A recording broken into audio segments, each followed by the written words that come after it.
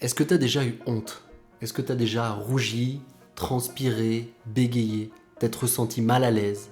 Si la réponse est oui, ça veut dire qu'à un moment donné, le regard de l'autre a été très important pour toi. Et peut-être même qu'il t'a déstabilisé. Dans cette vidéo, je vais te donner 3 piliers pour prendre le contrôle de ce que le regard des autres fait sur toi. Réussir à lâcher prise et réussir à gérer ton attention. On va voir un exercice de préparation mentale qui va te permettre de faire redescendre la pression pour mieux accepter les situations challengeantes. On va parler de l'exposition qui est une des clés, un des piliers de la transformation. Et on va aussi parler de psychologie. On va aller titiller tes valeurs et tes croyances, savoir pourquoi le regard des autres est important pour toi.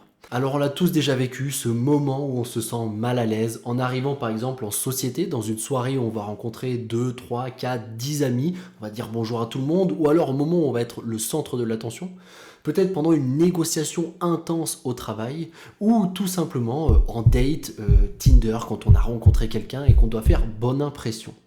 L'idée, c'est que à chaque fois, va se cacher derrière cette honte, cette peur du jugement, des choses très profondes que nous allons aller titiller. Avant qu'on attaque, si ce contenu te plaît, pense à liker cette vidéo pour la faire exploser. Il y a 100, 200, 300 vues sur les vidéos, c'est pas assez. Je donne énormément d'investissement et j'aimerais, ce serait magnifique que plus de monde puisse avoir accès à ce contenu.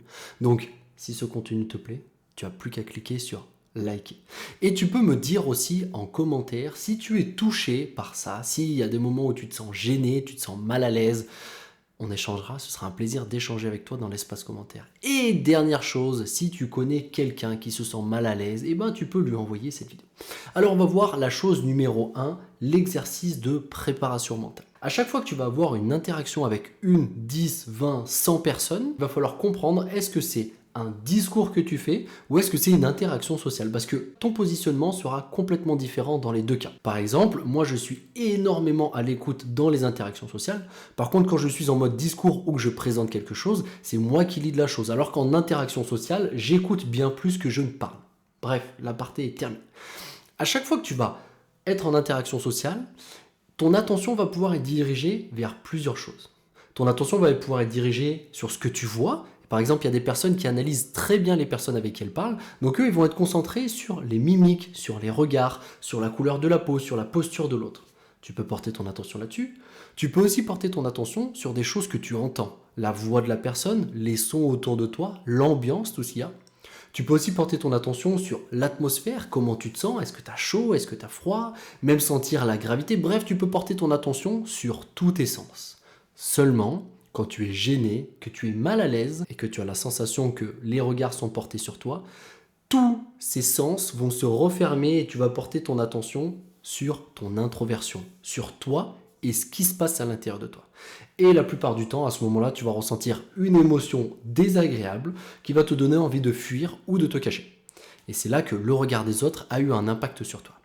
Donc il va y avoir un exercice ultra efficace pour apprendre à gérer son attention. Alors je vais faire un parallèle avec le sport, avec le crossfit. Et je vais parler d'un squat. L'exercice de préparation mentale que tu vas faire, il ne faut pas que tu le fasses dans les situations les plus challengeantes. Imaginons que tu fasses un back squat, un squat avec la barre derrière, et que ton max soit 100 kg. Si tu dois t'entraîner vers ce squat, tu ne vas pas t'amuser à mettre 110 kg, parce que tu sais que ce sera un échec, que tu ne vas pas y arriver. Tu vas souvent t'entraîner avec 80, 85, 90, parfois 95 et parfois 100 kg. Mais la plupart du temps, tu vas t'entraîner avec au-dessous que ton niveau maximum. Et pour les exercices de préparation mentale, c'est exactement la même chose. On va s'entraîner sur des niveaux inférieurs pour pouvoir être plus à l'aise sur des niveaux supérieurs. Imaginons que tu as une situation qui te challenge au travail, tu dois vendre une prestation devant 10 clients, ou tu dois parler dans ton entreprise une réunion devant 10 personnes, ou même juste tu dois faire un petit pot de départ ou parler lors d'un mariage, peu importe. Imaginons que 10 personnes, ce soit le nombre maximum devant lesquels tu puisses parler avec un peu d'aisance. Au-delà, c'est trop difficile, même 10 c'est limite. Et tu vas pouvoir t'entraîner à gérer ton attention lorsque tu vas parler devant 5 personnes, ou peut-être 2 personnes.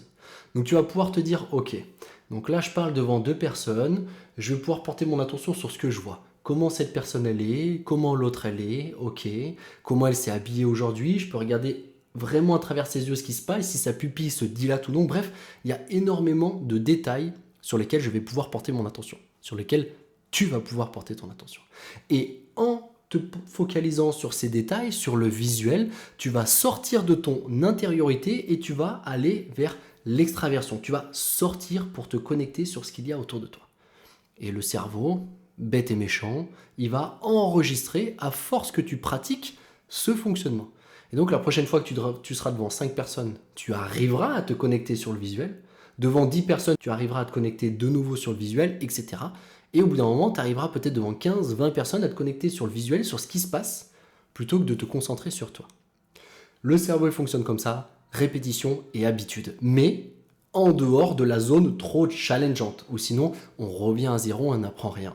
C'est comme le back squat, si je dois progresser, je ne fais pas mon max tous les jours, même j'essaie pas de dépasser mon max. Et c'est ça la plus grosse problématique qu'on voit en préparation mentale, c'est que les personnes pensent qu'elles vont pouvoir faire des exercices d'ancrage, de visualisation en situation ultra challengeante. Non, il faut s'entraîner d'abord. La situation challengeante, c'est la compétition, et au quotidien, c'est l'entraînement. On n'a pas la même dynamique à l'entraînement qu'en compétition. Le deuxième pilier que tu vas pouvoir mettre en place, c'est lorsque tu as appris à sortir ton attention de toi, porter ton attention sur autre chose, tu vas faire descendre le stress, tu vas pouvoir respirer, faire plein d'exercices pour descendre l'adrénaline, le cortisol. Et ensuite, le deuxième pilier, ça va être l'exposition. Plus tu vas t'exposer, plus tu vas te challenger, plus tu vas rencontrer des situations différentes, plus tu vas permettre à ton cerveau de réinterpréter ce qui à l'époque était challengeant pour lui. Imaginons que tu parles devant 10 personnes, tu rougisses, tu te sens mal à l'aise, t'es pas bien, le regard des autres est important pour toi, et qu'un jour tu arrives à parler devant 10 personnes, tu ne fuis pas et que ça se passe bien. À l'intérieur de ton cerveau, ça va être la fête. Ton cerveau va se dire « je l'ai fait ». J'en suis capable. Et du coup, tu vas créer des nouvelles croyances, des nouvelles valeurs qui vont te permettre d'aller parler à plus de monde et de te développer comme ça. Donc l'exposition va être très importante. Ce qui est important, c'est une exposition choisie. Pas de se retrouver dans une situation challengeante et de dire « ah, j'ai vécu une situation challengeante ». Non, c'est de dire « ok, aujourd'hui, je vais faire ci. Demain, je vais faire ça ». Il y a des ouvrages qui sont extraordinaires. Celui-là m'avait sauvé la vie à l'époque. Et dedans, il y a plein d'exercices qui vont te permettre de travailler sur ton attention. Tu vas pouvoir marquer tes entraînements, etc. Attention sur vous, attention sur l'autre, attention sur le décor. Tu notes tout, tu t'entraînes. Bref, encore une fois, pas besoin de formation à 10 000 €. La réponse est dans les livres. Ce que tu as vécu, quelqu'un l'a vécu, quelqu'un l'a transcendé, l'a dépassé. Et à chaque fois, ça se retrouve dans un livre. Donc si tu rougis tout le temps, je te conseille ce livre-là ou d'autres. Et là, je vais te parler de mon expérience personnelle. L'exposition, pour moi, c'est vraiment la base. Avant, depuis que j'ai 12-13 ans, rougir, ça m'obsède. J'ai des relations sociales quand même. Au collège, j'arrive à parler avec les autres, j'arrive à avoir quelques amis, j'arrive à paraître un jeune normal, mais à l'intérieur de moi, ça bouillonne. D'ailleurs, c'est souvent comme ça. Il y a des gens qui subissent des choses à l'intérieur d'eux, parfois c'est invisible de l'extérieur. J'ai déjà parlé avec des amis à moi, je leur ai dit avant, j'étais mal à l'aise, machin, ils m'ont dit « ah bon ?» Pourtant, à l'intérieur de moi, c'était une énorme souffrance. Donc comme quoi, des fois, on a une vision de nous qui n'est pas du tout la vision que les autres ont de nous. On en parlera juste après. À force de rougir, de me sentir mal à l'aise, j'ai commencé à faire des crises d'angoisse. Bon, bref, je ne vais pas t'en reparler, je ne vais pas remettre une tartine, j'en parle dans chaque vidéo. Et donc, j'ai décidé de m'exposer. Quitter un travail où j'étais pas du tout exposé, je travaillais sur de l'électronique, voilà, j'étais avec 2-3 personnes, j'avais pas besoin de m'exposer, j'avais pas besoin de parler devant du monde. Les seuls moments où je parlais devant du monde, c'était quand j'étais en boîte de nuit et j'avais bu pour me désinhiber un petit peu. Et donc j'ai dit, ok, il en est fini, j'ai découvert le développement personnel, je veux vivre de ma passion, je vais devenir coach sportif. Et là, j'étais plongé dans le bain. Chaque jour, j'intervenais devant 5, 10, 15, 20 personnes. Au début, j'étais super mal à l'aise parce que j'avais pas ces exercices de préparation mentale. J'y suis allé, j'ai affronté le truc. Et puis, à force de pratique, ton cerveau comprend que tu en es capable, etc. Et puis, tu montes. Ce qui ne veut pas dire que tu deviens invincible. Parce qu'il y a des moments où j'arrivais à parler devant 20 personnes. Et puis, 2 semaines après, j'avais de nouveau du mal devant 5. Et puis, ça a remonté. J'en parlerai dans une autre vidéo. C'est le principe du conscient et de l'inconscient. Okay, c'est complètement ok de revenir dans certains états pour ensuite repartir dans des états où on est très performant. Bref, l'exposition m'a sauvé la vie et m'a permis d'avoir une vie épanouie dans laquelle je peux parler devant 10, 15, 20, 30, 40, peut-être même 50 personnes et je peux même parler de sujets assez déstabilisants. Troisième pilier, on va parler tout simplement des croyances et des valeurs. À l'intérieur de toi, tu as des valeurs profondes qui ont été écrites par ton éducation, par ta génétique, par les rencontres que tu as faites, les expériences que tu as eues, etc. Tout ça, ça t'a modelé et ça a donné un certain inconscient chez toi qui croit en certaines choses. Et les croyances, quand elles sont bien implantées, c'est dur de les changer. D'ailleurs, une de mes phrases préférées, c'est « Homme convaincu malgré lui gardera toujours le même avis ». Quand les gens ont des croyances bien implantées, et en fait, la préparation mentale, ce n'est que ces croyances-là que l'on va challenger pour pouvoir changer. En gros, soit je fais de la prépa mentale et je change les comportements qui sont la suite des pensées et qui vont donner certains résultats, soit je viens carrément en amont et je change mes valeurs, mes croyances qui vont changer mes pensées, mes comportements et du coup mes résultats. Donc aujourd'hui, je vais t'inviter à te poser certaines questions si le regard des autres est important pour toi. La première, c'est pourquoi est-ce que tu n'es pas toi-même? Pourquoi est-ce que tu n'es pas naturel lorsqu'il y a 5 ou 10 personnes? Essaie de te poser quelques secondes et réfléchis pour répondre à cette question. Pourquoi est-ce que tu n'es pas toi-même? Parce que tu as peut-être envie de t'entourer de personnes qui ne te correspondent pas, parce que c'est ce qui va se passer si tu n'es pas toi-même. Ou peut-être que tu veux faire bonne impression, mais dans ces cas-là, tu mets un masque social et qui va faire grandir peut-être une part d'ombre à l'intérieur de toi. Bref, pose-toi vraiment cette question. La deuxième question, c'est demande-toi qui est le plus important. Est-ce que c'est toi qui es le plus important ou est-ce que c'est l'autre? Je te dis ça parce qu'en analyse transactionnelle, on parle de position de vie, plus, moins.